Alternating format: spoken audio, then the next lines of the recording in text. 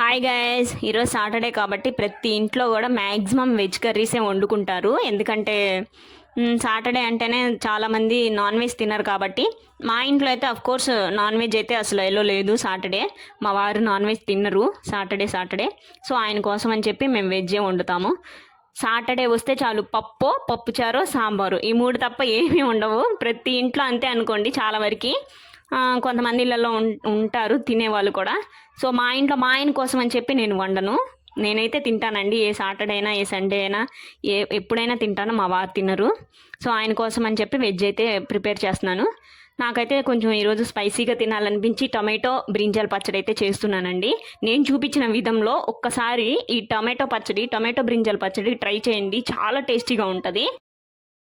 Tomato brinjal పచ్చడి అయితే నేను మా నాయనమ్మ దగ్గర నేర్చుకున్నానండి. మా నాయనమ్మ అయితే చాలా టేస్టీగా చేస్తుంది. సో నేను ఆమె దగ్గర నుంచి కొట్టేశాను ఆ రెసిపీ. అదే కాదు, నేను చాలా వరకే నేర్చుకున్నాను. నేను ఆల్మోస్ట్ మా అత్తగారు, మా అమ్మ, మా పెద్దమ్మ, మా నాయనమ్మ వీళ్ళ దగ్గరే నేర్చుకున్నానండి కర్రీస్. ఎందుకంటే వాళ్ళు చాలా పెద్దవాళ్ళు కదా, వాళ్ళు బాగా ఎక్స్పీరియన్స్డ్గా ఉంటారు కాబట్టి, వాళ్ళు ఎంతో టేస్టీగా చేస్తారు కాబట్టి, మనం నేర్చుకునేదేదో కొంచెం మంచిగా చేసే వాళ్ళ దగ్గర నేర్చుకుంటే మనకు కూడా మంచిగా వస్తాయి కాబట్టి నేను వాళ్ళ దగ్గర నేర్చుకున్నానండి. చాలా వరకు నేర్చుకున్నాను. పెళ్ళి కానప్పుడు నాకు ఒక్క కర్రీ కూడా వండడం చేతకాని దగ్గర నుంచి ఇప్పుడు ఒకరికి చెప్పే స్టేజ్ దాకా వచ్చానంటే చాలా గ్రేట్ కదండి. అయినా ఉమెన్స్ తలుచుకుంటే ఏదైనా సాధించగలరండి, అది మాత్రం 100% ట్రూ.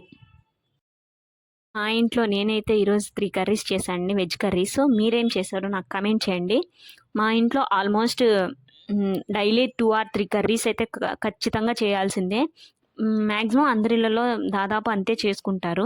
సో నేను ఒక సజెషన్ అయితే ఇవ్వగలుగుతున్నానండి. దయచేసి జెంట్స్ కొంతమంది అర్థం చేసుకోండి. అలాగే ఆడవాళ్ళలో కూడా అర్థం చేసుకుని వాళ్ళు కొంతమంది ఉంటారు, వాళ్ళకు కూడా చెప్తున్నానండి. ఇంట్లో ఒక మదర్ అయినా, ఒక వైఫ్ అయినా పొద్దున్నుంచి సాయంత్రం దాకా ఎంతో కష్టపడుతుందండి, ఏమీ ఆశించకుండా. మీకు టైం టు టైం 5,000 నోట్లోకి వెళ్తున్నాయంటే కారణం అది ఒక అమ్మైనా కానీ, ఒక వైఫ్ వల్ల కానీ అవి మీకు జరుగుతుందండి. సో ఒకసారి వాళ్ళు ఏం ఆశించకుండా అన్ని చేస్తున్నారంటే వాళ్ళకి ఏమి ఇవ్వాలో మీరు ఆలోచించుకోండి. ఏం అవసరం లేదు, టైం, వాల్యూ, రెస్పెక్ట్, ఈ 3 ఇవ్వండి చాలు. కొంతమంది అర్థం చేసుకొని వాళ్ళ మాత్రమే చెప్తున్నానండి.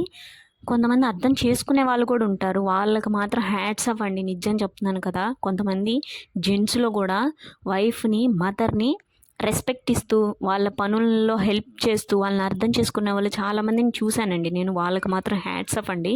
అలాగే చేసుకొని వాళ్ళని కూడా చూశాను, వాళ్ళు మాత్రం కొంచెం అర్థం చేసుకోవడానికి ట్రై చేయండి మ్యాక్సిమం వైఫ్ని, మదర్ని.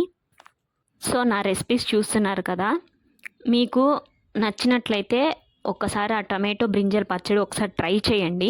ఒక్కొక్కరు ఒక్కొక్క విధానంలో చేసుకుంటారు కదా, ఒక్కొక్కసారి ఒక్కొక్క విధానంలో ట్రై చేయండి. నచ్చితే కనుక దాన్ని కంటిన్యూ చేసుకోండి. ఇంకొక విషయం ఏంటంటే, నేనైతే టొమాటో బ్రింజల్ పచ్చడి ఎప్పుడైనా సట్లోనే రుబ్బేస్తానండి. సట్లో కానీ రోట్లో కానీ మీ ఇష్టం, ఎందులోనే రుబ్బేసుకోండి. కానీ మిక్సీ అయితే పట్టకండి, టేస్ట్ మారిపోయిద్ది. నేనైతే అలాగా వీడియోలో చూపిస్తున్న విధంగా సెట్లో అలా రుబ్బేస్తానండి. రుబ్బేసేసి అందులోనే కొత్తిమీర, కరివేపాకు, లాస్ట్లో కొంచెం సన్నగా తరిగిన ఉల్లిపాయ కూడా వేసుకుంటాను. చాలా బాగుంటుంది టేస్ట్ అయితే. మీరు కూడా ఇలా ట్రై చేయండి. ఎప్పుడు పచ్చడిని మిక్సీ పట్టకండి, టేస్ట్ మారిపోయింది, దాన్ని ఫ్లేవర్ మారిపోయింది. సో ఇలా రుబ్బుకోండి, లేదంటే రోట్లో రుబ్బుకోండి, చాలా బాగుంటుంది. మీలో ఎంతమంది ఇదే వేలో టమాటో బ్రింజల్ పచ్చడి చేసుకుంటారో నాకైతే కమెంట్ చేసేయండి. సో ఫైనల్గా మా ఇంట్లో సాటర్డే స్పెషల్స్ అయితే రసం, టొమాటో బ్రింజల్ పచ్చడి, పొటాటో ఫ్రై. సో ఎమ్మీ కదా, చూస్తుంటేనే ఆకలేసేస్తుందండి. నా ఛానల్ని ఫస్ట్ టైం చూస్తున్నట్లయితే సబ్స్క్రైబ్ చేసుకోండి please. Like, share, comment. So guys, bye.